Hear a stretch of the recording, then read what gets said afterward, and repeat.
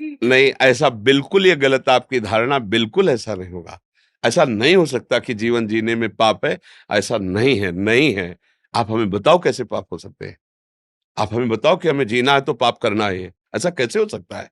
आप बताइए कैसे हो सकते हैं? महाराज जैसे जीवन में गृहस्थ में कोई भी किसी न किसी क्षण मन से, वाणी से या नहीं, कर्म से मन कुछ का पाप तो कलयुग में नहीं लगता, क्योंकि मन बड़ा चंचल है और ऐसे संयमी नहीं, तो मानस पाप नहीं होते कलयुग में।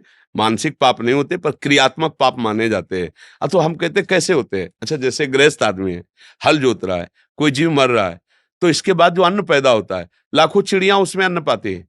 इसके बाद आया हुआ अतिथि साधु महात्मा पाता है, परिवार का पोषण होता है, उसको पाप ही नहीं लगता है। अब ऐसी जानबूझकर कोई क्रियाएं पाप की मत करो। जो स्वाभाविक, तुम जैसे झाड़ू लग रही है, पोछा लग रहा है, अब कोई जीव उसमें मर जाता है, उसको पाप थोड़ी कहते हैं। अरे भाई, पहले फूल झाड़ू से लगा दिया, फिर पोछा।